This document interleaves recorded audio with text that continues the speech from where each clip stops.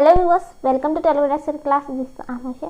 So మన channel app Telugu Dexter క్లాసెస్లో వినాయక చవితికి సంబంధించి మనకి మంచి ఆఫర్స్ అయితే ఉన్నాయండి. ప్రతి కోర్స్ మీద 50% ఆఫ్తో మనకి కోర్స్ అయితే అవైలబుల్లో ఉంది.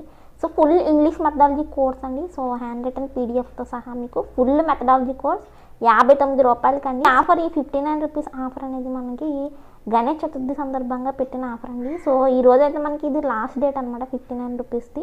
సో ఎవరైనా పర్చేస్ చేయాలనుకుంటే తప్పకుండా చేయండి. దీంతోపాటు మనకి సైకాలజీ ప్లస్ మెథడాలజీ కోర్స్ కూడా మనకి అవైలబుల్లో ఉంది.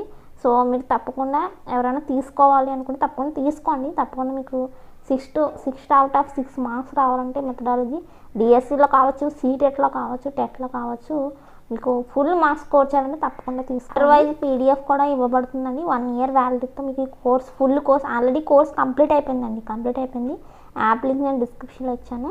సో మీరు తప్పకుండా అయితే పర్చేస్ చేయండి. సో మీరు శాంపుల్ వీడియో కూడా చూడండి. అసలు ఇంగ్లీష్లో మనం ఎలా చదవాలి, ఏం చదవాలి అన్నది కూడా, ఇంగ్లీష్లో ఏం చదవాలి, ఇంపార్టెంట్ ఏమున్నాయి, అసలు ఇంగ్లీష్కి సంబంధించి ఏ టాపిక్స్ నేను కవర్ చేశాను కోర్సులో అన్నది కూడా నేను మీకు ఇప్పుడు డిస్కస్ చేస్తాను. సో ఇంగ్లీష్ మెథడాలజీకి సంబంధించి అసలు మంచి మార్క్స్ రావాలంటే అసలు మనం ఎలా ప్రిపేర్ అవ్వాలి, ఇంగ్లీష్ మెథడాలజీలో how to score good marks in English methodology అనమాట. ఎందుకంటే చాలామంది కామెంట్ చేస్తున్నారు, మేడం ఇంగ్లీష్ మెథడాలజీకి సంబంధించి ఏదైనా ఒక వీడియో వేయండి, అసలు ఇంగ్లీష్ మెథడాలజీలో మస్ట్గా చదివే చాప్టర్స్ గురించి చెప్పండి. మస్ట్గా మనకి టెట్లో కావచ్చు, డిఎస్సిలో కావచ్చు, బాగా ఎక్కువగా మార్క్స్ స్కోరింగ్ చేసే చాప్టర్స్ ఏ విధంగా ఉన్నాయి వాటి గురించి చెప్పండి అని చెప్పి ఏదైనా వీడియో చేయండి అని చెప్పి నాకు చాలామంది కామెంట్స్ అయితే చేస్తున్నారు. మెథడాలజీకి సంబంధించి ఇంపార్టెంట్ టాపిక్స్ అని నేను రాసాను కదా, ఇవన్నీ మస్ట్గా మనం చదవాల్సిన ఇంపార్టెంట్ టాపిక్స్ అనమాట. ఫస్ట్ చూడండి, ఇంగ్లీష్ లాంగ్వేజ్ యొక్క హిస్టరీ, ఇంగ్లీష్ లాంగ్వేజ్ సంబంధించి హిస్టరీ, నేచర్ అండ్ ఇంపార్టెన్స్ అనమాట. అసలు ఇంగ్లీష్ భాషకి సంబంధించి హిస్టరీ ఏ విధంగా ఉంది, అసలు ఇంగ్లీష్ లాంగ్వేజ్ ఎక్కడ నుండి తీసుకున్నారు, అసలు మన భారతదేశంలో ఇంగ్లీష్ లాంగ్వేజ్ని సెకండ్ లాంగ్వేజ్గా చెప్తుంటారు కదా, అసలు మనకి యాక్ట్ ఏ విధంగా ఉంది, ఇంగ్లీష్ లాంగ్వేజ్ని సెకండ్ లాంగ్వేజ్గా బోధించడానికి సంబంధించి యాక్ట్స్ ఏ విధంగా ఉన్నాయి, నేచర్ ఏ విధంగా ఉంది, ఇంపార్టెన్స్ అసలు ఎందుకు ఇంగ్లీష్ని మనం నేర్చుకోవాలి, పిల్లలకి ఎందుకు నేర్పాలి అన్నది మొత్తం ఓవరాల్గా ఇంగ్లీష్ లాంగ్వేజ్ సంబంధించి సమ్ ఇంపార్టెంట్ కొంచెం హిస్టరీ గురించి తెలియాలి, అదేవిధంగా నేచురల్ ఇంపార్టెన్స్ గురించి మనకి బేసిక్గా ఐడియా అయితే మనకు ఉండాలన్నమాట. దీంట్లో భాగంగానే మనకి ఇంగ్లీష్ లాంగ్వేజ్లో బ్రాంచెస్ ఉన్నాయండి. ఇంగ్లీష్ లాంగ్వేజ్లో మనకి బ్రాంచెస్ ఉన్నాయన్నమాట. ఫొనాలజీ,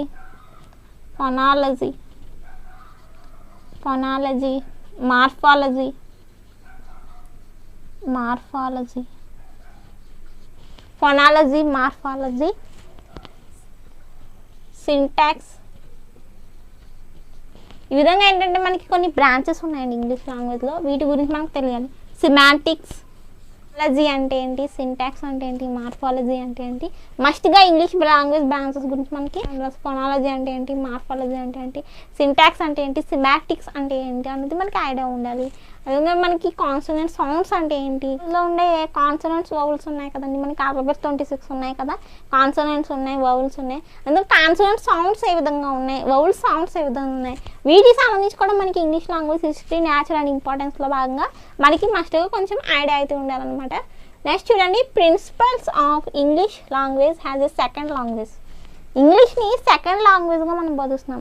మన దేశంలో త్రిభాష సూత్రం అమల్లో ఉంది కదండి, 3 లాంగ్వేజ్ ఫార్ములాలో భాగంగా ఇంగ్లీష్ని మనం సెకండ్ లాంగ్వేజ్గా ఏ విధంగా బోధిస్తున్నాం, తరగతిలో దీన్ని ఎలా ఇంప్లిమెంట్ చేయాలి అన్న దాని మీద మనకు బేసిక్ ఐడియా ఉండాలి. నెక్స్ట్ చూడండి, problems of teaching English and objectives of teaching English.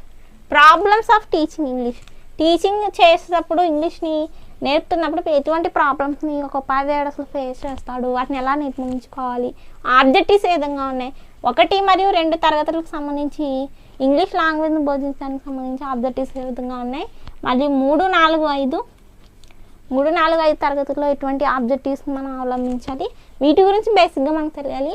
Must important language skills అండి. లాంగ్వేజ్ స్కిల్స్ అనేది మనకు చాలా ఇంపార్టెంట్ అనమాట. LSRW, దీన్ని షార్ట్ ఫామ్లో మనకి LSRW అని పిలుస్తుంటారండి. లిజనింగ్, స్పీకింగ్, రీడింగ్, రైటింగ్ అండి. Listening skill, speaking skill, reading skill and writing skills గురించి మనకి తెలియాలన్నమాట. వీటి గురించి మస్ట్గా తెలియాలి, తప్పకుండా మనకి క్వశ్చన్స్ అయితే అడుగుతారనమాట. Methods of teaching English very important అండి.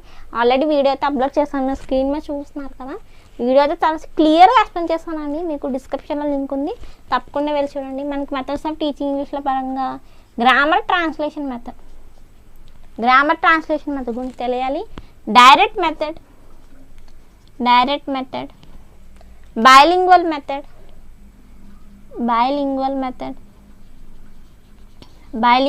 గురించి తెలియాలి. Audio lingual method, total physical response గురించి మనకు తప్పకుండా ఈ మెథడ్స్ గురించి మనకి ఐడియా ఉండాలి. అసలు ఈ మెథడ్స్ని యూజ్ చేసి మనం ఎలా టీచ్ చేయాలన్నది కూడా మనకి ఐడియా ఉండాలన్నమాట. దాని approaches, next approaches, techniques of teaching English. Teaching ఇంగ్లీష్లో అప్రోచెస్, స్ట్రక్చరల్ అప్రోచెస్ కావచ్చు, లాంగిట్యూడనల్ అప్రోచెస్ కావచ్చు, అసలు ఏ విధంగా యూజ్ చేస్తున్నారు, టెక్నిక్స్ని ఎలా యూజ్ చేయాలి, వీటి గురించి మనకి ఐడియా ఉండాలండి. చూడండి, teaching learning materials very important అండి. TLM, టీచింగ్ లెర్నింగ్ మెటీరియల్స్ అండి. ఫ్లాష్ కార్డ్స్ కావచ్చు, స్టిక్ డయాగ్రామ్స్ కావచ్చు, మనకి లాంగ్వేజ్ కిట్ ఉందండి. ఇంగ్లీష్ లాంగ్వేజ్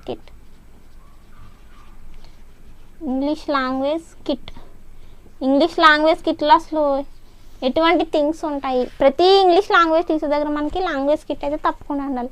ఆ లాంగ్వేజ్ కిట్లో మనం ఎటువంటి వస్తువుల్ని క్యారీ చేయాలి, ఎటువంటి థింగ్స్ని పెట్టాలి అనేది మస్ట్గా మనకు తెలియాలి. Next lesson planning, English language సంబంధించి లెసన్ ప్లానింగ్ గురించి తెలియాలి. రెమెడియల్ టీచింగ్ అండి, వెరీ ఇంపార్టెంట్ అండి. రెమెడియల్ టీచింగ్ వెరీ వెరీ మస్ట్గా మనం చదవాలన్నమాట.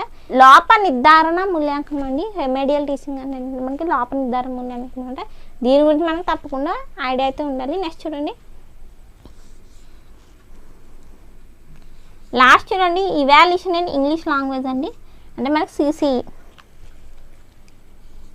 CCE కంటిన్యూస్ కాంప్రహెన్సివ్ ఇవాల్యుయేషన్లో భాగంగా మనకి ఇంగ్లీష్లో అసలు ఎటువంటి CCE మోడల్ని ఫార్మేట్ చేయాలి, క్వశ్చన్ పేపర్ని ఎలా తయారు చేయాలనేది మనకి తెలియాలి. అసలు క్వశ్చన్ పేపర్ని తయారు చేయడానికి ఎన్ని డామైన్స్ని యూజ్ చేస్తారు, మనకి 6 డామైన్స్ని యూజ్ చేస్తారు. క్వశ్చన్ పేపర్ని తయారు చేయడానికి 6 డామైన్స్ అని యూజ్ చేస్తారు అనమాట. దీనిలో భాగంగానే మనకి అసెస్మెంట్ గురించి కూడా తెలియాలండి. అసలు ఫార్మేటివ్ అసెస్మెంట్ అంటే ఏంటి, సమ్మేటివ్ అసెస్మెంట్ అంటే ఏంటి, ఒక మస్ట్గా ఐడియా కావాలి. అదే రికార్డ్స్ గురించి రావాలండి. రికార్డ్స్, అసైన్మెంట్స్ టూల్స్ ఉంటాయి కదా మనకి, రికార్డ్స్, యాన్సిడెంటల్ రికార్డ్ కావచ్చు, పోర్ట్ఫోలియో కావచ్చు, వీటిని అసలు ఒక ఇంగ్లీష్ టీచర్ అసలు ఎలా యూజ్ చేయాలి, లాంగ్వేజ్ కిట్ గురించి, మరియు డొమైన్స్, క్వశ్చన్ పేపర్ ఎలా ప్రిపేర్ చేయాలి, ఇంగ్లీష్ లాంగ్వేజ్ సంబంధించి క్వశ్చన్ పేపర్ ఏ విధంగా ప్రిపేర్ చేయాలి, ఈ మస్ట్గా ఏంటంటే మొత్తం ఇవన్నీ నేను మీకు ఇప్పుడు ఎక్స్ప్లెయిన్ చేశాను కదా, ఈ మొత్తం టాపిక్స్ అయితే మీకు తప్పకుండా 6 మార్క్స్ మీరు ఈజీగా స్కోర్ చేయొచ్చు అనమాట. తప్పకుండా మీరు ఈ టాపిక్స్ని చదువుకు వెళ్ళండి. ఇంగ్లీష్ మెథడ్ టాప్ 100 క్వశ్చన్స్ అని, కాన్సెప్ట్ ప్లస్ క్వశ్చన్స్ని డిస్కస్ చేసుకుంటూ వస్తున్నానండి. అయితే 4 వీడియోస్ వరకు అప్లోడ్ చేస్తాను ఛానల్లో. దెన్ మీరు ఎవరైనా రికమెండ్ చేస్తే చాప్టర్ వైజ్ వెళ్ళమంటే తప్పకుండా చాప్టర్ వైజ్ వెళ్తాను. హెడ్డింగ్స్ పెట్టాను కదా, ఈ హెడ్డింగ్స్ చాప్టర్ వైజ్ వెళ్ళండి అని ఎవరైనా నాకు రిక్వెస్ట్ చేయండి. ఒకవేళ కామెంట్ చేస్తే కనుక మీ ఒపీనియన్ కూడా తెలుసుకోవాలి కాబట్టి. సో మీరు ఎవరైనా నాకు ఎక్కువ కామెంట్స్ కనుక వస్తే నేను తప్పకుండా ఇలా చాప్టర్ వైజ్ వెళ్తాను. లేదంటే మనం క్వశ్చన్ అండ్ ఆన్సర్స్తోనే కాన్సెప్ట్ ప్లస్ క్వశ్చన్స్ని మనం డిస్కస్ చేసుకుంటూ వెళ్దాం. దెన్ ఇదండి మొత్తం ఇంగ్లీష్ మెథడ్కి సంబంధించి చాలామంది కామెంట్స్ చేస్తున్నారు అనమాట. వీడియో చేయండి, అసలు ఏం చదవాలి, ఇంపార్టెంట్ ఏముంది అసలు ఇంగ్లీష్ మెథడాలజీలో 6 రావాలంటే అసలు ఏం చదవాలంటే మనకి ఇవి చదివితే సరిపోతుంది అనమాట. పేపర్ 1, పేపర్ 2 కావచ్చు, SGT, SA, both states, Andhra Pradesh మరియు తెలంగాణ వాళ్ళు కూడా ఇవి చదివితే సరిపోతుందండి. మ్యాక్సిమంగా మీరు ఇవి చదివితే మీకు మంచి మార్క్స్ 6 మార్క్స్ మీరు ఈజీగా స్కోర్ చేయొచ్చు. కానీ మొత్తం ఇవన్నీ కవర్ చేయగలగాలన్నమాట. సో ఇదండి ఇంగ్లీష్ మెథడాలజీలో మంచి మార్క్స్ స్కోర్ చేయాలంటే మీరు తప్పకుండా ఈ చాప్టర్స్ని అయితే మీరు తప్పకుండా చదివి వెళ్ళాలన్నమాట. దెన్ వీడియో నచ్చితే తప్పకుండా లైక్ చేయండి అండ్ కామెంట్ కూడా చేయండి. Thank you for watching.